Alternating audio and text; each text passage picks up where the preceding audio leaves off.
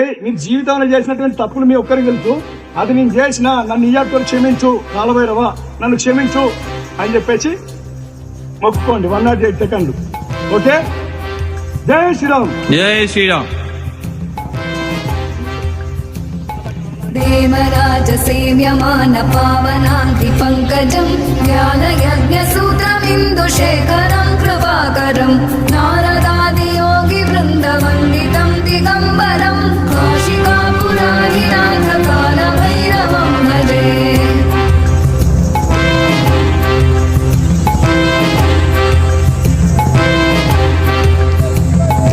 भानुकोटिभास्वरं भवाब्धितारकं परं नीलकण्ठमीप्सितार्थदायकं त्रिलोचनं कालकालमम्बुजाक्षमक्षशूलमक्षरं काशिकापुराधिनाथ कालभैरवं भजे.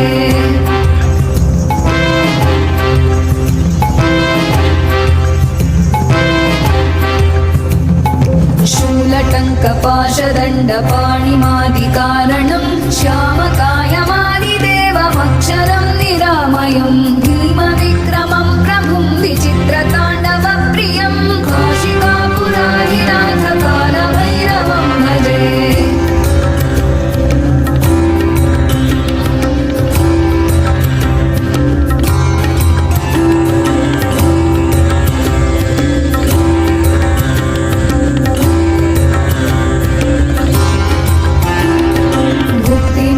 दायकं प्रशस्तचारुविग्रहं भक्तवत्सलं स्थितं समस्तलोकविग्रहं विनिक्मणं मनोग्रहेम किङ्किणीलसत्कटिं काशिकापुराधिनाथ कालभैरवं भजे.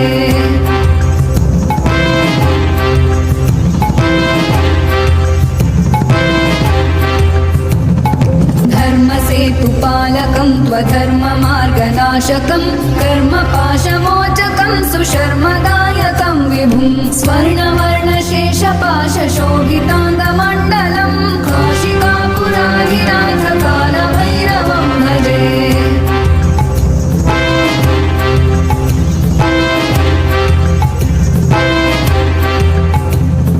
रत्नपादुका प्रभाभिरामपादयुग्मकं नित्यमद्वितीयमिष्टदैवतं निरञ्जनं मृत्युदर्पनाशनं करानदं श्रमोक्षणं काशिकापुराधिनाथ कालभैरवं भजे.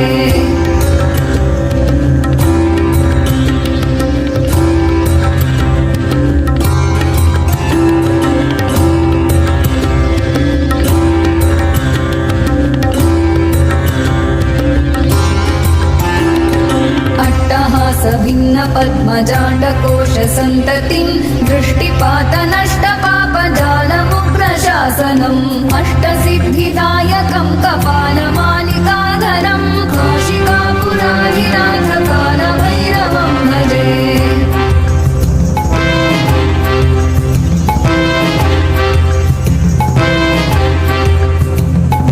भूतसङ्घनायकं विशालकीर्तिदायकं काशीवासलोकपुण्यपापशोधकं विभुं नीतिमार्गकोविदं पुरातनं जगत्पतिं काशिकापुराधिनाथ कालभैरवं भजे.